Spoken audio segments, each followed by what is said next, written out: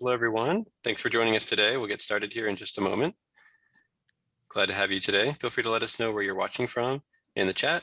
And if you have questions already, feel free to let us know in the Q&A box. We have Julie and Jean on from Renaissance. Welcome. Good to see you, as it were. Hey, everybody. I think I'm going to get rid They're of the flare. veteran NCA webinar presenters. So, and I guess the wonderful byproduct of all this is everybody's getting so much better at all the online platforms. So very true. There's not a lot of explanation like there used to be about like how you're supposed to do it. It's like, yeah, I know this. I do it every day now. Yeah. Yeah, I feel like Zoom has become a verb like Facebook became a verb. Yeah, exactly. It has. There's truth to that statement.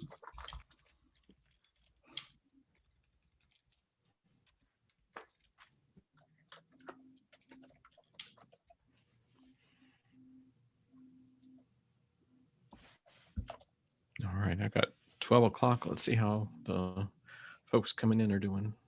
We'll just wait for your cue, Jonathan. Great. Okay. Well, before I pass it off to Julie and Jean, just a few housekeeping items for you.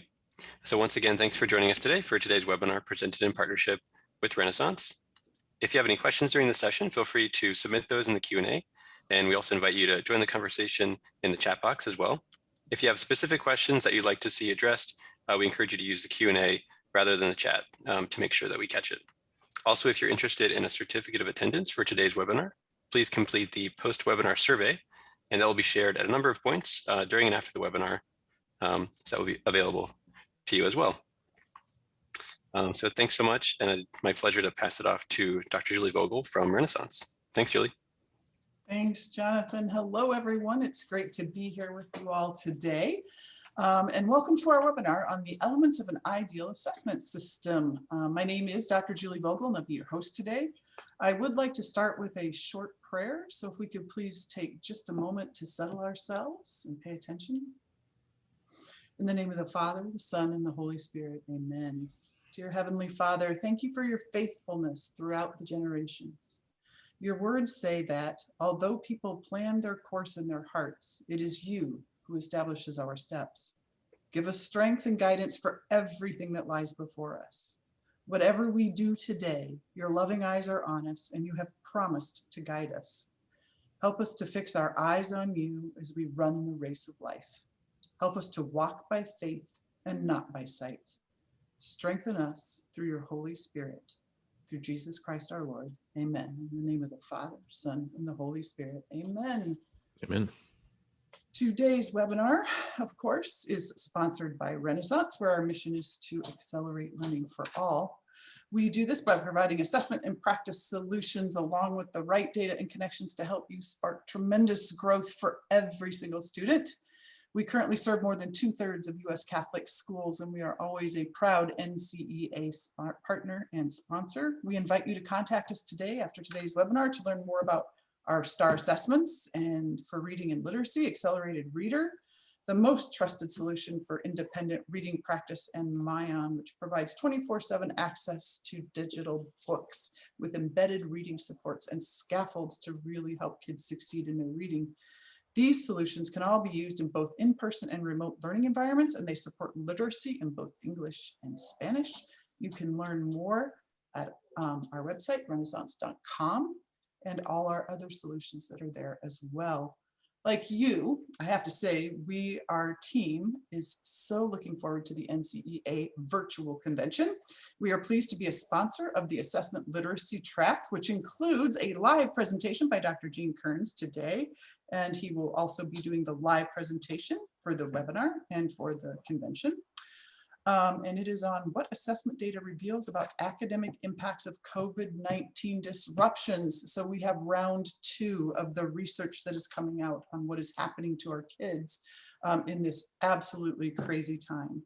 So we'll have new information on student growth and new insights on achievement gaps.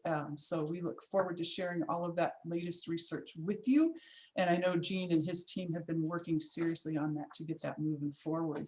So I will turn it over momentarily to our star speaker today, my friend and colleague, Dr. Jean Kerns. We share quite a few similarities. We are both third-generation teachers. We say it's in our blood, and I do believe that to be true. Gene, however, is our Vice President and Chief Academic Officer at Renaissance, so he and his team spend a lot of time paying attention to what's happening in the field and what the latest research is and how that translates to us in practice.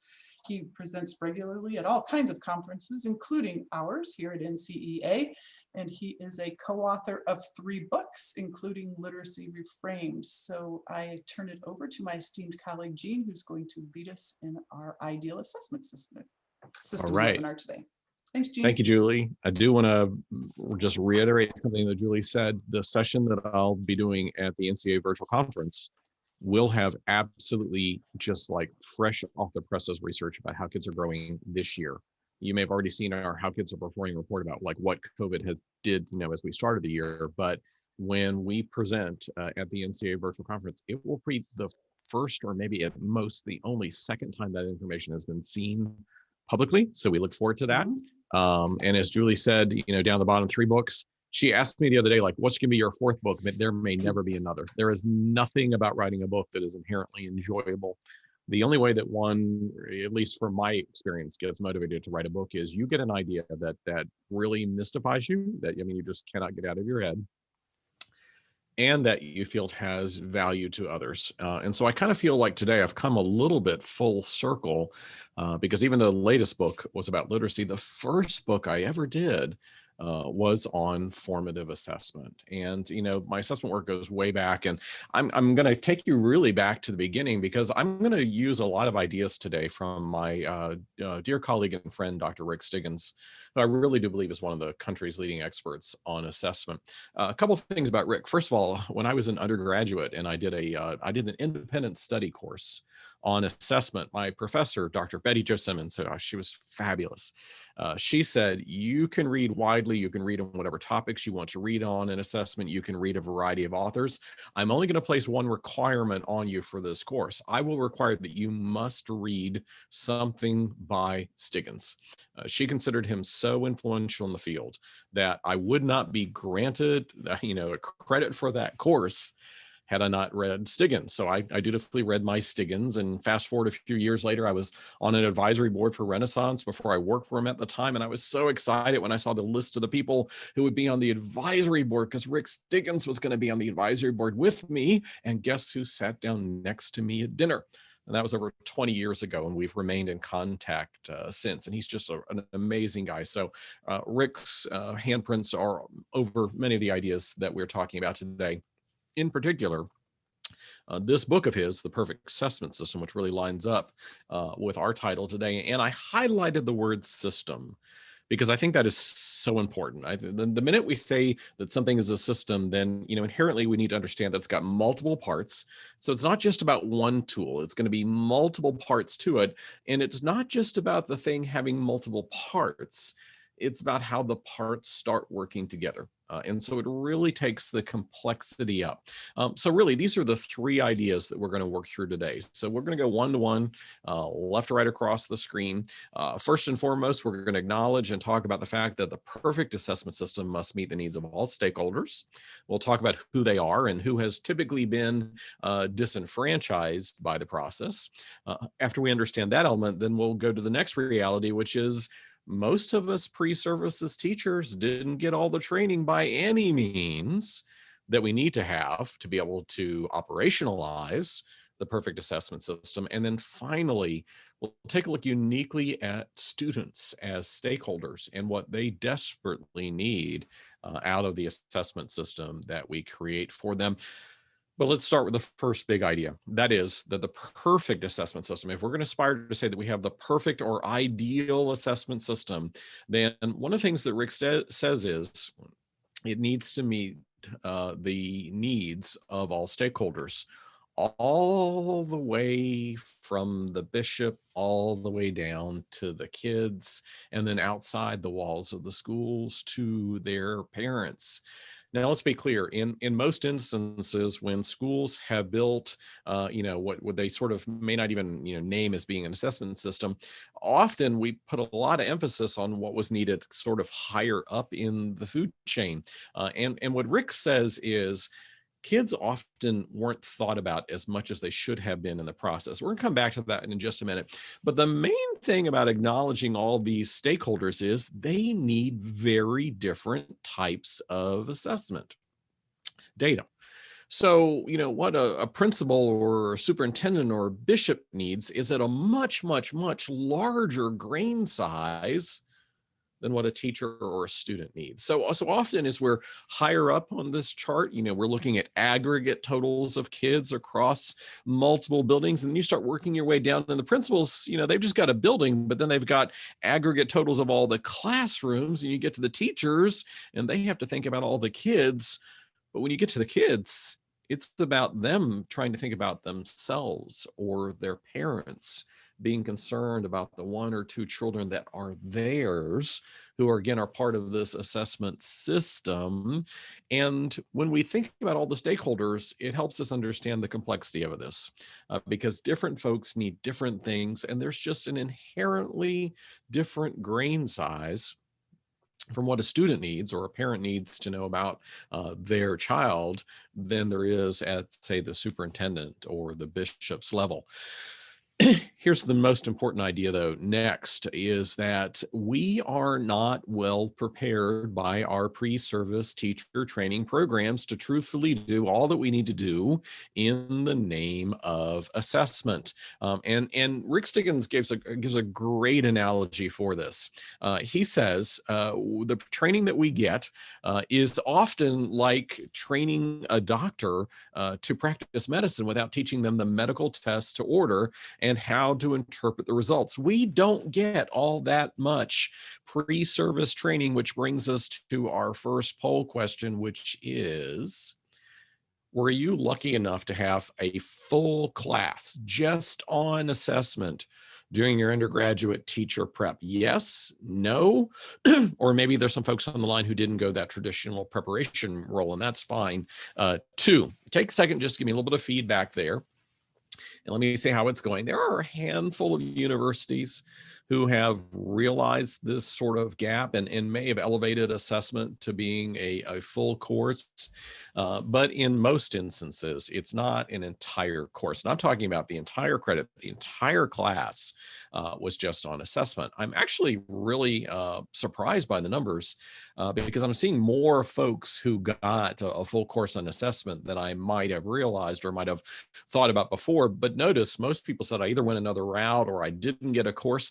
Here's what happens with assessment in the typical undergraduate teacher training program. Usually the assessment training that we get is a unit on assessment embedded into a larger methods class. So we're typically required to take a class typically called something like Principles of Elementary Education or Principles of Secondary Education, depending upon the level for which we were going for certification.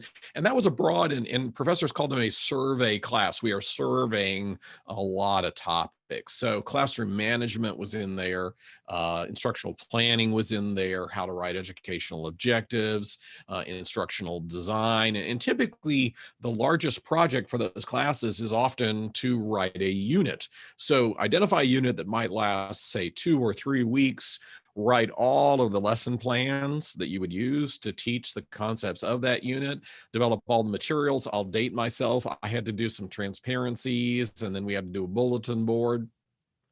And usually about halfway through the writing of that unit, we come into class one day and the professor says, okay, so we're going to need to be prepared for you to write a test to go along with the unit that you're teaching. It would be the end of unit test.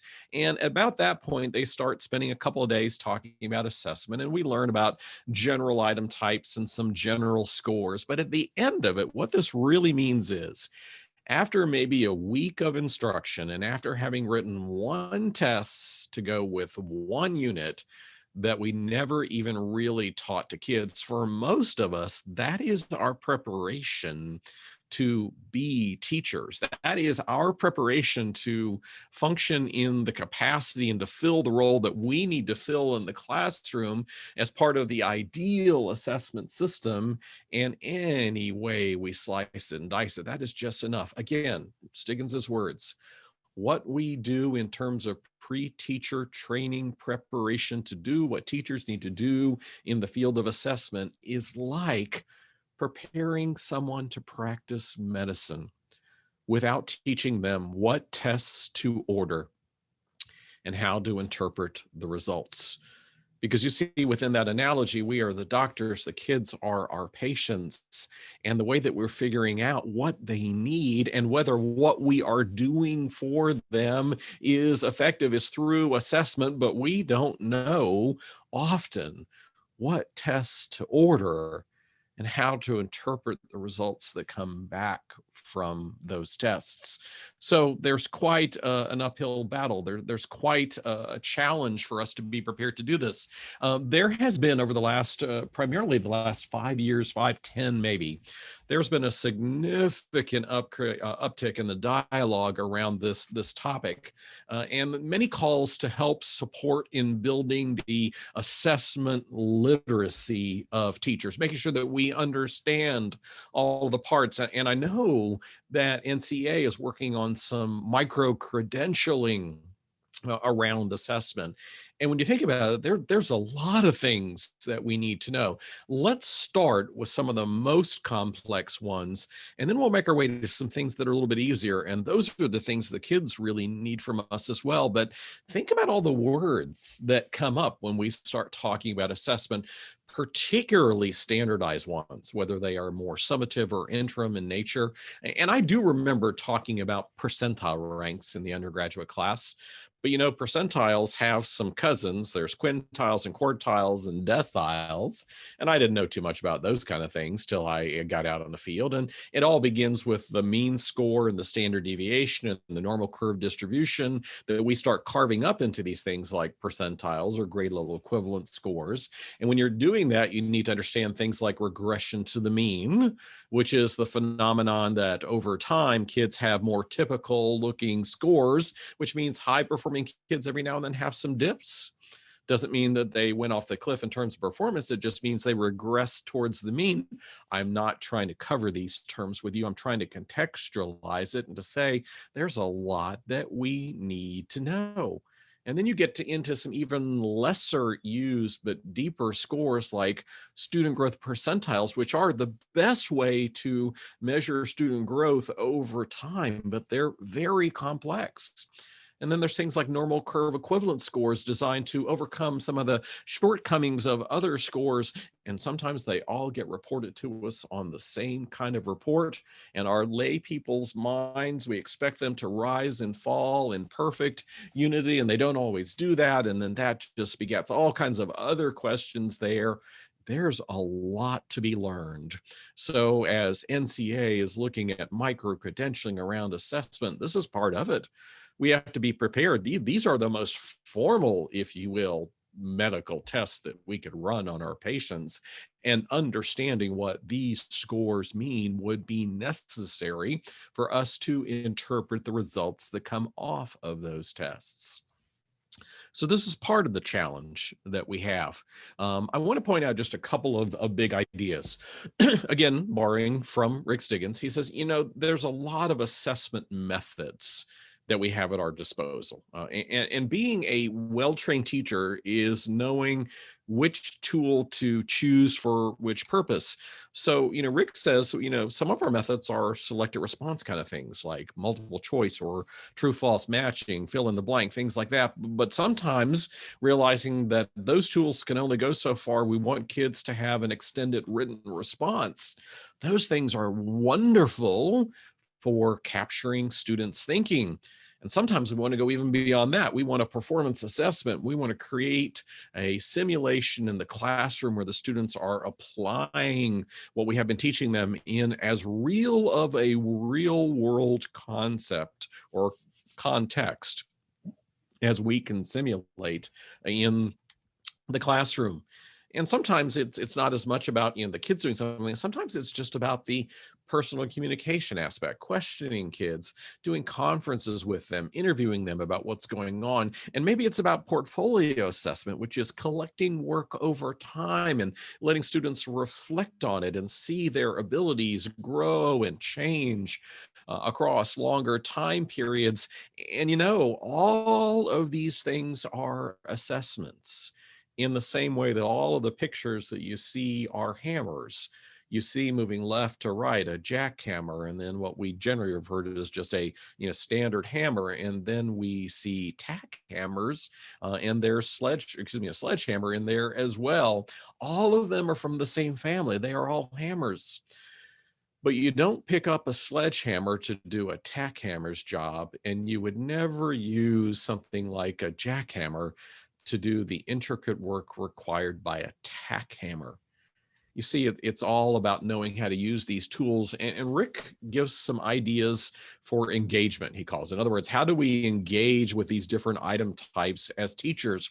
Part number one, he says we need to realize that all of the methods at our disposal, they are not interchangeable. As I said, you don't use the tack hammer for the sledgehammer's job, because these tools work, what he says, is differentially well in different contexts. In other words, sometimes multiple choice is the perfect tool to use, and in other instances, it's the last thing you would want to use. Which brings us to his second rule of engagement. None of these methods, none of the ways that we assess kids, none of them is inherently superior to the others. It's just that they are different. So, for example, sometimes multiple choice questions get a really bad rap out there. But if you work with highly trained psychometricians, they'll say multiple choice questions, when well written, can be extremely valid, extremely reliable, and extremely efficient. But again, in that couple of days that we covered assessment in undergraduate, we would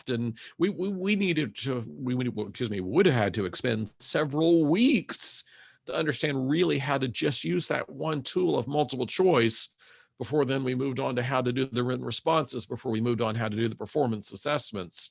So it's about understanding all these tools and understanding how to use them together, because each method of assessment that we might use, each of them brings both a strength and a weakness. The strength of multiple choice is very efficient. Its weakness is it cannot go to the deep levels of understanding.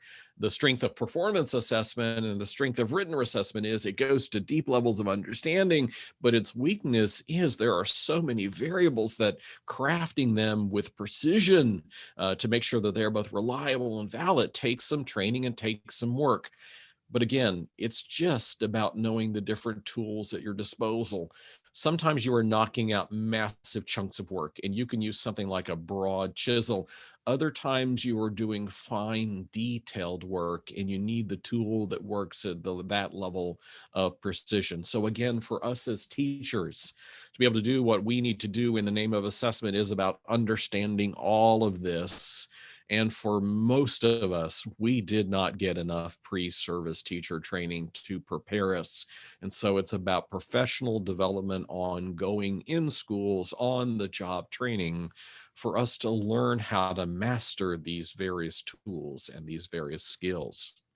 But where I really want to spend our time today is on this third point, because one of the reasons that Rick writes so much about this, Rick Stiggins, he says, when we think about all the different stakeholders in an assessment system, it's often been the kids who were the most overlooked. It's often been the students who really were the stakeholders that were the least served about assessment systems. And that's very unfortunate, because in Rick's words, he says, they are also evidence-based instructional decision makers. And notice what he says, and they go first. Because the reality of it is if we are not meeting the needs of our students as consumers of evidence-based instructional information, everything else about the system begins to fall apart. And I'll tell you, in one of his books, and I'd known Rick for a while before I knew the story, Rick sort of explained how he became a researcher and author in the field of assessment. And it's a very personal story. He admits that he was a very unsuccessful K-12 student. He even goes further than that. He admits that he was not reading on grade level by the end of grade 3. He was very much a struggling reader. And for most of his career up through high school, he just was an okay student, nothing great. But his life really changed when he went into the military and took a class where he was being prepared to be an aircraft mechanic. And he said what was interesting was that class was unlike any other class he had ever taken before. Because he says the moment that he arrived at that class on day 1, it was made very clear to him what the end objectives were. He knew where he needed to get by the time the class was over. He also knew all of the tools that he could call upon to get there. And he said that every activity of the class was perfectly aligned. He got feedback about how he was doing. It was all crystal clear. It all fit together. And as a learner, he knew every step along the way, what step to take, how to gauge his own feedback. He could see himself getting closer and closer and closer to the final destination, the finishing of that class and certification to do his work. And when that class was over, he was number 1 in the class. He said upon finishing that experience, he became fascinated with the role of both instructional design and particularly how assessment fits into that instructional design, because he said he had to ask himself, how did that happen? How did the kid who struggled so much in school for so many years end up in a different setting and in a different approach, end up being number 1 in the class and excited about learning?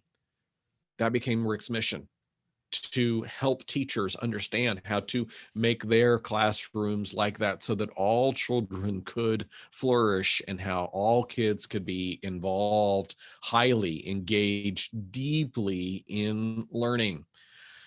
Rick says these are some of the questions, some of the decisions that students are constantly making. They are saying, based on what's happening in the classroom, can I learn this? Do I have a chance of it? Or am I just too slow or too dense to catch on and be able to do this? Another important motivational question, and there's never been a conference I've been to that any session on student motivation wasn't the most highly attended. Well, in just a minute, we're going to figure out, or we're going to reveal the 3 questions the kids must know how to answer to be motivated. But notice the decision they're trying to make. They're trying to decide, is the learning worth the energy I must expend to attain it? Some kids are just making a decision based on efficiency. They're saying, I am so far away from where I need to be. It's not worth the effort. It's too much for me. And the final question decision that they're making down there is trying to learn worth the risk that comes with that? Because sometimes when kids fail, it is failing again, which is demoralizing or demotivating to them. And sometimes some of the failures the kids have are public. And that's very, very difficult. And they're deciding whether it is worth it or not.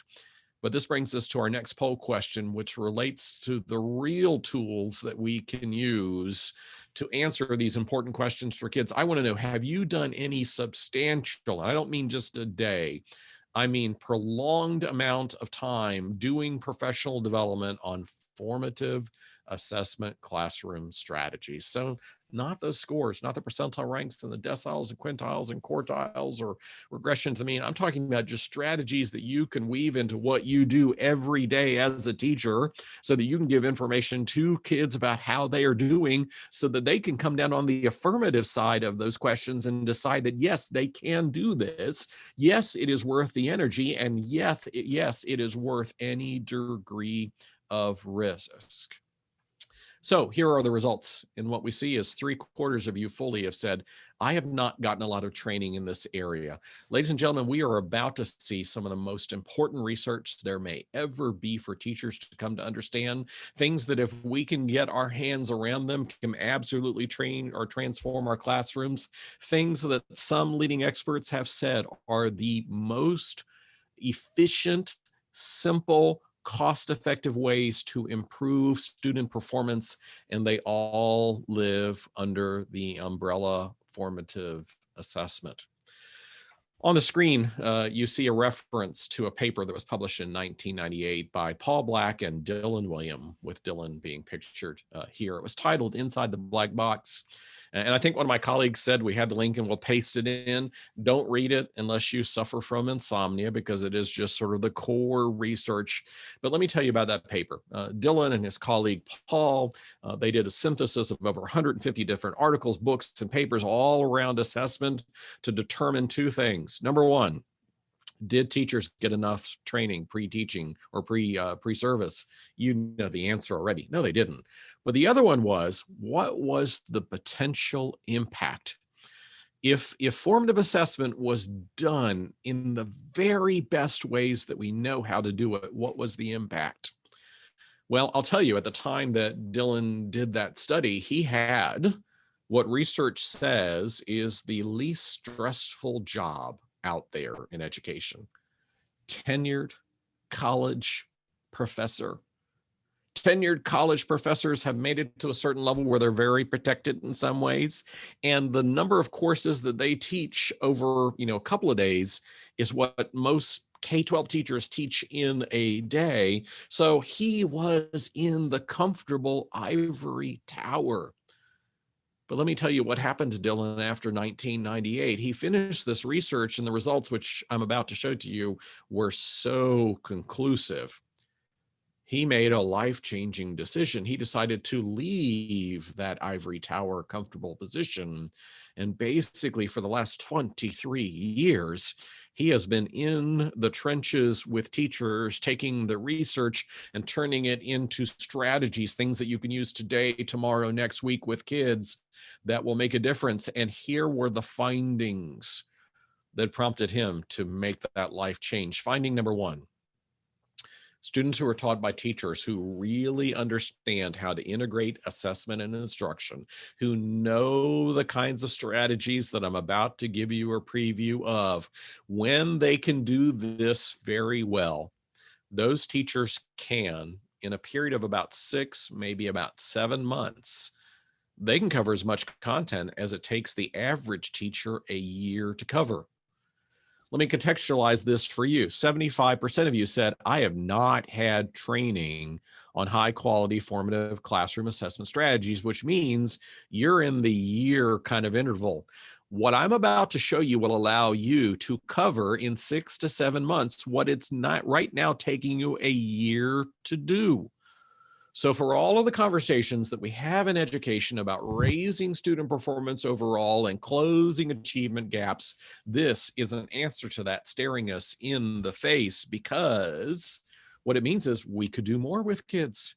We could use the balance of the 7th month and all of the 8th month and the 9th month and the 10th month to do those things, to raise the level of performance or to close those achievement gaps. But to do that requires that we develop our capacity in terms of formative assessment. Second finding of the work of Black and William is that these outcomes, the ability to move at a speed of 6 to 7 months in comparison with what everybody else is taking a year to do, these were basically universal. They crossed countries, they crossed ages, they crossed subjects. Rephrasing it, basically it comes like this. What this means is it doesn't matter where you teach. It doesn't matter what you teach. It doesn't matter who you teach. The outcomes, the ability to cover in only 6 to 7 months what the average teacher is taking a year to do, is within your grasp. If you can come to understand the strategies and approaches that Dylan talks about. Now, this is huge. Now, Rick, this goes back to kind of our first slide, because I'm using a scary word here, a full standard deviation or effect size. That would be the really complex kind of stuff. Rick said, if you looked at the data that Black and William put forth in the report, what it showed is that you could increase student performance by 1/2 to 1 full effect size. But remember, Rick's about training people. He said, but I understand that most teachers who are not researchers, they don't know what an effect size or standard deviation is. So he said, let me give you 3 examples of 1 full effect size. understanding that Black and Williams said you can get at least half, maybe one full of these.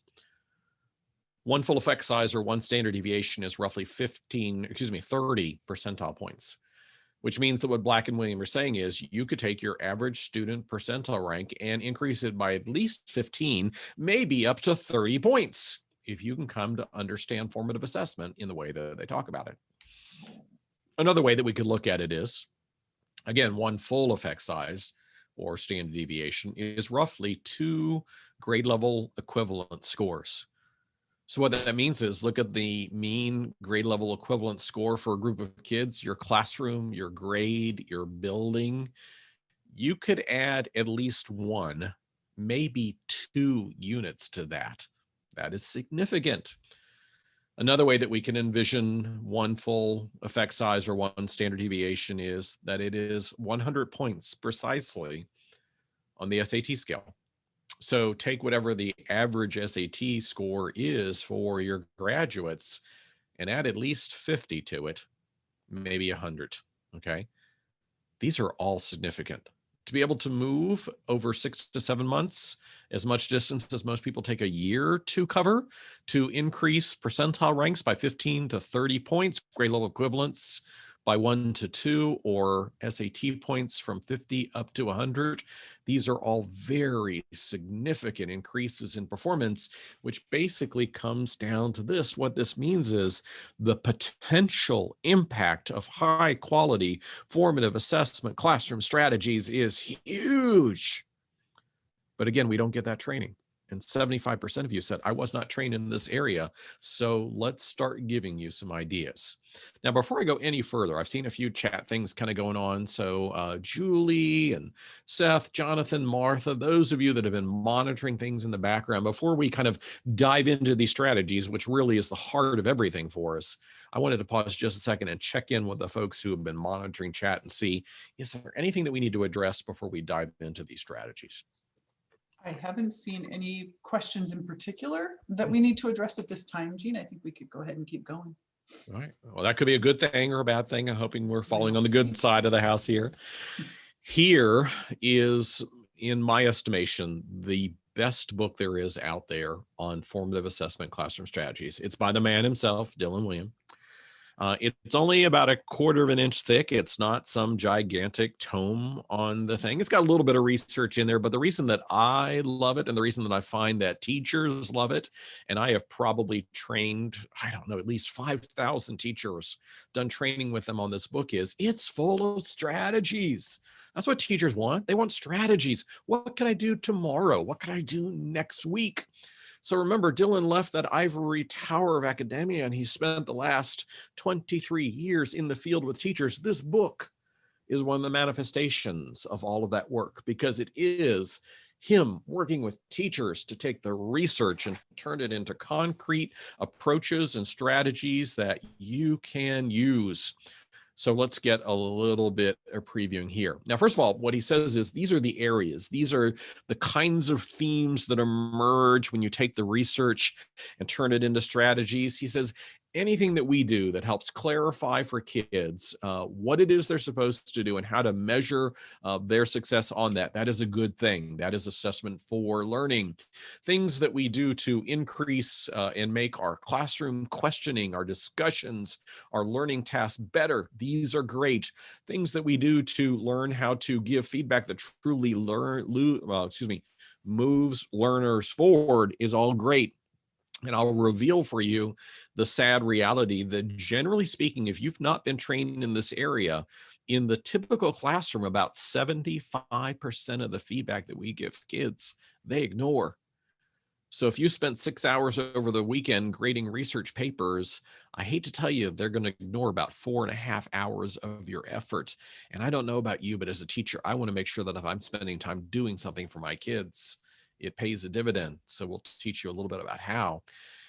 And then finally, we all want to activate kids as both owners of their own learning and instructional resources to one another. We want them to be as involved in the process as they can be. It's kind of that whole adage that too often school is a place to go to watch, adults work really hard and kids not so much.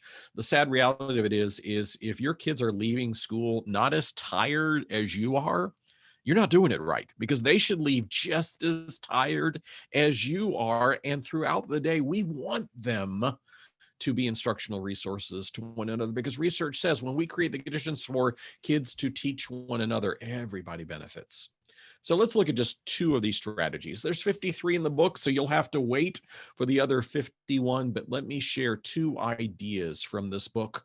The first one comes from this section about how do we change and make more effective our classroom discussions, questions, and learning tasks. I want to isolate in on what could we do in the name of questioning that makes things a little bit better. Now, questioning in my mind is the oldest teaching strategy. It goes all the way back to Socrates. It's also universal because every single state in this country has some type of requirement in their teacher standards that says the teacher will use questions as an appropriate teaching strategy, as an effective way. Now, if you will, in chat, put in there just an idea. What are some of the ways that we tend to mess up questioning? What is it that we do with questioning that's maybe not the right thing, or what could we do differently? Let's see if folks got a few ideas out there. Thank you. Nicole's fast on the keyboard there. Yes, no questions. I mean, they've got a place, but that's an easy response. They don't really review, thinking. There's a response about multiple choice. Remember, they can be right, but sometimes we rely upon them too much. Amy, thank you. Wait time. Wait time is huge.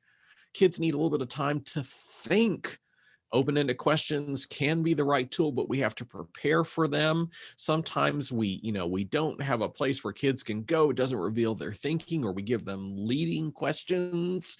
So you see the problem. This is something that we use them every day. The response here that, sometimes we answer the questions for kids. There's a million ways that we mess this up, but let me teach you one strategy that Dylan talks about that I think is very, very interesting. Now, first of all, he gives it a name. He calls it hinge point questions. And the reality of it is, you've probably not heard that term, but in just a minute, you're going to see, this. You just did not have a name for it. Because what he's talking about is something that we all experience.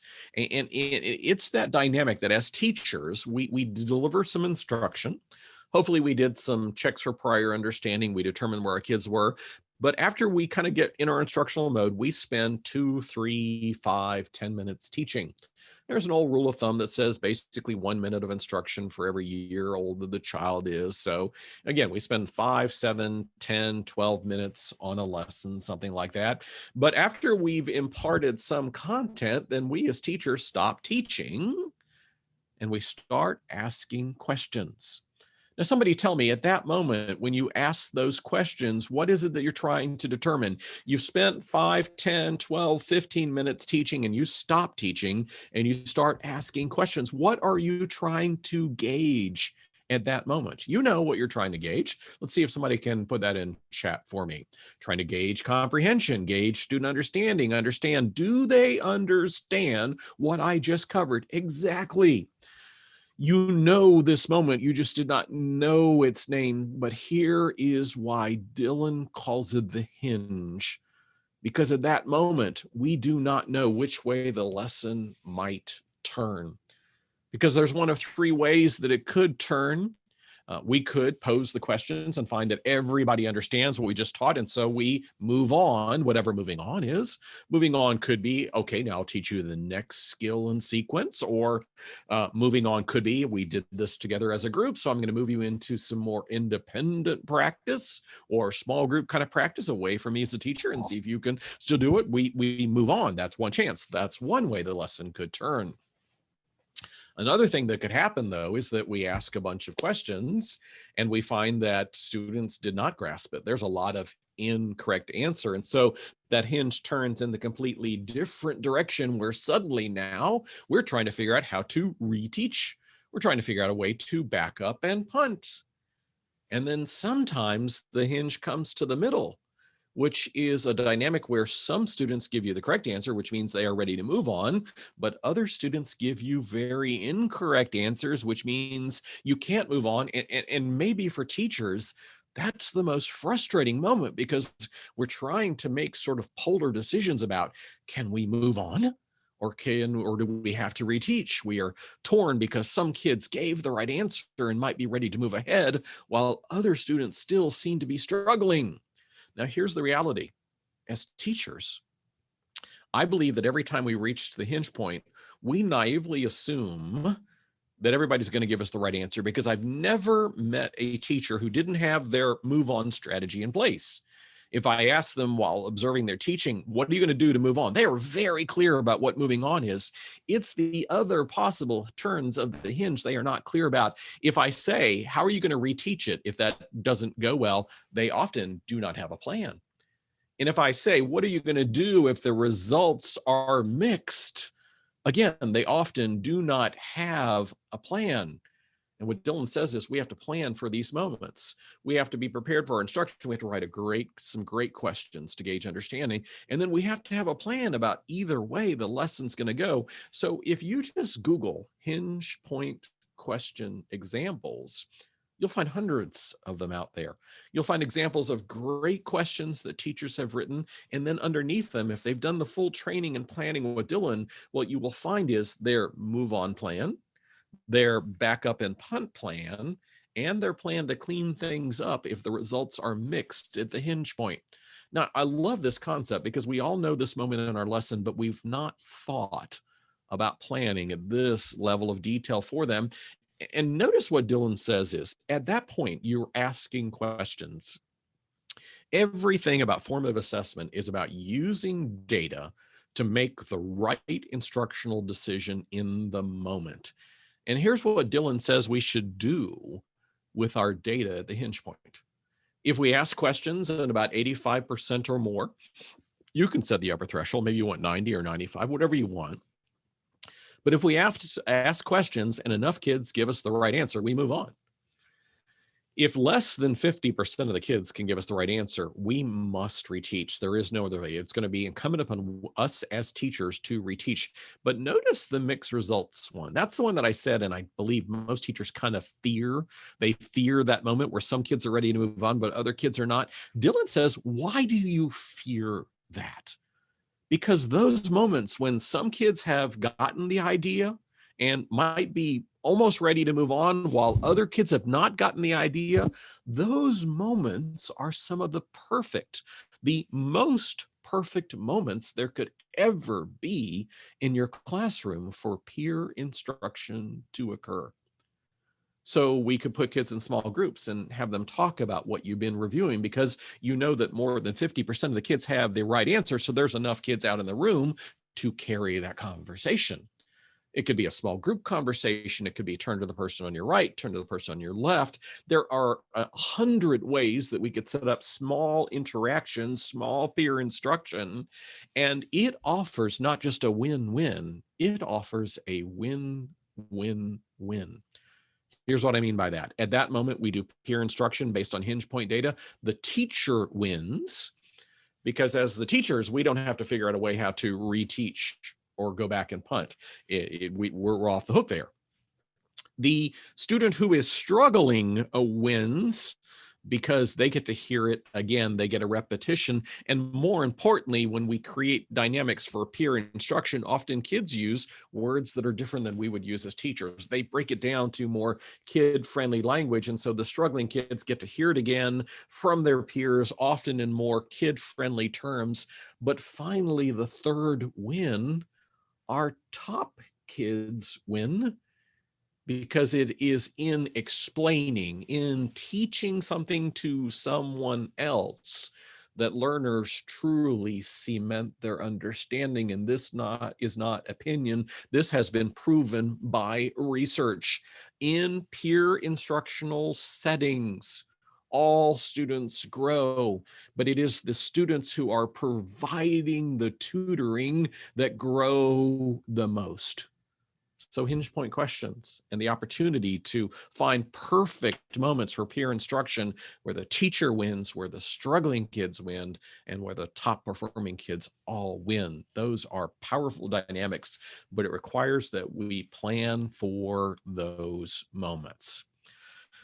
Let's get one other idea here, and then we'll be wrapping up in terms of time. Now, again, there's another 51 other ideas in the book. I'm only able to cover 2, but get the book. It's the best professional development experience I've ever seen. The #1 text with a bullet for just teacher training that I've ever come across in all of my years in teaching. But I want to speak briefly about providing feedback that moves learners forward. I said a little while back that roughly 75% of the feedback that we give tends to be ignored by kids. I want to show you that research because as teachers, you don't want to be wasting your time. And let's be clear, teachers take home too much work. We tend to do over a period of 9 to 10 months as many hours as everybody else does across the entire year. So no, the summer is not time off. It is recovery time because we work so hard. Every single day I ever walked out of the building, I had a bag in my hand that was full of papers to grade. It goes home. And the last thing that we need to be doing is creating a dynamic where we are wasting our time. So let me show you one of the key ideas. Let me show you 2 studies. There are 2 we'll see on the screen. 2 more in the book. They all show the same thing. It is now considered by researchers a just consistent, clear finding. And it has to do with the kind of feedback we give kids. This first study is from Israel. Actually, both 2 that I'm going to show you are from Israel. This first one involved 264 kids. They are across several grades in the same school. What is important is what is the same about the kids in the experiment and what is different. What is the same is they are the same kids in the same school with the same teachers doing the same classwork, same material, same curriculum. Those are all of the controls of the study. Now, what was the variable of the study? Well, what was the variable is they took this entire school full of kids and they broke them down into 3 groups. And these 3 groups were going to get 3 different kinds of feedback for an extended period of time. So this was like an entire marking period. So 9 to 12 weeks of receiving a certain kind of feedback. And in the study, there was 9 to 12 weeks of kids getting only scores on their work. 1/3 of the kids got that. There was another 1/3 of the kids that were given only comments on their work. And I don't mean like good job. I mean things like this paragraph is not as fully developed as it needs to be. It requires an additional example. Or the transition between these 2 ideas in your essay is very rough. It's not clear how we're moving from one idea to the next. Work on making that transition stronger. So 1/3 of the kids just get scores. 1/3 of the kids just get comments. And the remaining 1/3 of the kids get both. They get scores and comments. Now, the results are very telling. And what we need to see is how did kids grow? Here's what the researchers found. The 1/3 of the kids who got scores, when it says gain none, it didn't mean they didn't grow, just nothing above average, nothing above norm. They were in school for 9 to 12 weeks. They grew about as much as kids tend to grow in 9 to 12 weeks, nothing more. When you look at the attitude, what that means is the top performing kids felt positive about receiving their scores, and the bottom half of kids in terms of performance felt negative about receiving the scores. In other words, the top performing kids didn't mind getting their A's and B's, and the bottom kids didn't particularly like getting their C's, D's, and F's. So far, nothing interesting. On the next line is where the study gets very interesting. The comments only group, they grew well more than expected. They grew 30% more than typical growth. They grew 30% more in terms of performance than the 1/3 of the kids that was only getting scores. And universally, whether they were higher in the levels of performance or lower in their level of performance, universally across the entire comments only group, students reported feeling positive about the feedback that they got. So I'm going to ask you to make a prediction here. What do you think is going to happen? I'll put up a poll for you to do this. What do you think is going to happen with the final group? The group of kids that is given both scores and feedback. Are they going to grow as much as the comments only group? Are they going to grow 30%? Are they going to grow more than that or less than that? And what about their attitude? How are they going to feel about getting both scores and comments? Tell me what you think. Again, are they going to grow as much as 30% or more? Will they grow more than them? Will they grow less than them? And how do you think they will feel? All positive about it, all negative about it, or the top performing kids will feel positive and the lower performing kids will feel negative? Let me give you just a couple of seconds here. Now, I've done this live, again, with thousands of teachers, and I tend to hear one of two things. I tend to hear people say, I think they're going to grow more. They got more feedback, they should grow more.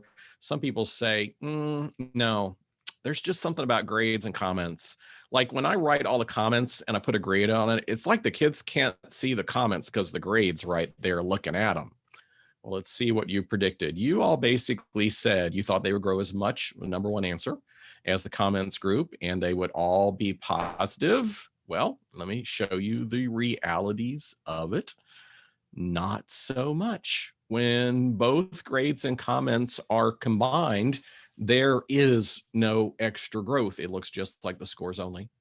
And the top kids like it, and the bottom kids don't like it. Very quickly, because we're tight on time, we can explain this. Susan Burkhardt wrote about this in her book. She said, grades trump comments. They get in the way. Those comments that you intend as being descriptive, as an explanation, the kids see them as a way of you explaining the grade to them. So if you believe that scores make kids ignore the comments, there is credence to that argument. Scores and grades combined don't work very well. Comments only grading is consistently found to be the best. This was another study. Comments in one group, grades in another group, praise in another group, feedback or no feedback in another group. And the abbreviation for the finding down there says experimental group 1. The comments only group outperformed all of the other groups. This is a consistent finding. Kids do best just with comments. Grading is actually not a wonderful thing for progress. In general, the more we grade kids, the lower their growth. Very difficult dynamic. And so the most important lesson for us is do everything you can to give just comments only feedback. Give a period of time where kids just see their work with comments only, in a period of time to revise it. These are the 3 questions I promised you. This is what Rick Stiggins said kids must be able to answer. If you want your kids to be maximally motivated and you want them to be able to extend their motivation over long periods of time, Rick says these are the 3 questions they must be able to answer based on the research of an Australian professor, Royce Sadler, in the field of psychology. If kids know, where am I now, where am I going, and how do I close the gap, they will hold on. So they need to understand what your expectation is of them. They need to understand where they are in relation to that expectation, and they need to feel like they are closing the gap as they come into school every day. Ladies and gentlemen, this is why some kids drop out of school, because they quit understanding one of the answers. Interview dropouts, they will often say, I came to school every day and I didn't even know what they wanted of me. That was a kid that knew maybe they were far behind, but didn't even understand where they're supposed to be. Or some kids come in, they say, I knew what they wanted me to do and I knew where I was. And those 2 things were a long way apart. And I kept coming to school every day and I didn't feel like I got closer. I felt like I kept coming and it didn't make any difference. And remember, kids are making decisions about, am I going to keep on or give up? And some kids give up because they feel like they are so far away from where they need to be that it's just not worth the effort. Well, Jan Chappius, Rick Stiggins' colleague, mapped the kinds of strategies that he writes about and says, look, they give the answers. If you want kids to know where am I going, give them clear, understandable visions and learning targets, examples of work in their own kid-friendly terms. If you want them to understand where am I now, give them regular descriptive feedback and teach them to self-assess and set goals. And if you want them to feel like they are closing the gap, like they're getting closer every day, design your lessons to focus on one target, one aspect of quality at a time, and teach kids how to go back into the big projects they're doing for you and do focused revision on one element at a time, which allows you to engage them in self-reflection and track their own work and feel like they are moving. Even kids who are far behind if they can feel like they are getting a tiny step closer every day, they will hold on. And again, kids are the most important stakeholders in this process. So if we're going to build an ideal system, it's about understanding all of these things so that we can tap kids into the system as well and get the maximum growth. That said, I think we're at time. I could talk for hours about formative assessment, but you don't have hours. And I apologize, I got a little bit rushed at the end there, but hopefully you got the idea. There's so much to learn. So let's start learning together. Let's start making a difference for kids. Julie, So Jonathan? Eugene, there is one question that that came across that I think would be really important to address if we Please. could. It's about how do we do formative assessments in a remote teaching environment? Even if we could give them an example of how to use a hinge point question, maybe in a remote learning environment. I mean, it can be done via Zoom. So we can have a handful of multiple choice questions in there, or we could put kids in breakout rooms and let them chat. I mean, all of that could happen. And I think maybe Seth can find the background. Dylan wrote about this recently. He wrote about, what's going on with kids and how might we do some of this remotely. It is more important than ever because we don't have all those nonverbal cues. We're just seeing the heads. So a lot of what we could pick up and read, person to person live in the classroom, we are now reading remotely. And so pausing, asking the questions, doing the probes, getting some conversations going, those are more important. But Zoom's got a lot of that built into. Or another one I found the other day, Miro, M-I-R-O. You can create these little boards that kids can do Post-it notes and respond to all kinds of things. All of those things, we kind of inherently have known, you need these things in distance learning and in these online platforms. And yes, more important than ever. Awesome. So give some great ideas out there for them too. I like Miro. I just found that not too long ago, maybe the last time we did one of these together, Gene, and I've been, and they have like a free or discounted version for teaching. So it's got some cool tools in there you can use. It does some great things to help kids stay engaged in learning. And so you can really check on how they're doing. So I appreciate that. I think that's the biggest question that we have time for since we're running short on time. I'm going to turn it back over to Jonathan. Thank you for being with us. If you have any questions or need any more information, please feel free to contact us at any time. We are here to help you. So thank you so much for today. Jonathan? Great. Thank you so much to everyone joining us, and a big warm thank you to Dr. Vogel and Dr. Kerns and all of our friends at Renaissance for joining us today. Just a reminder, you'll receive a follow-up email with a link to the recording as well as the slide deck. And we hope to see you at the next webinar, as well as at NCEA 2021 this April for this year's virtual conference. So thank you everyone for joining us, and have a blessed rest of your day. Bye everyone.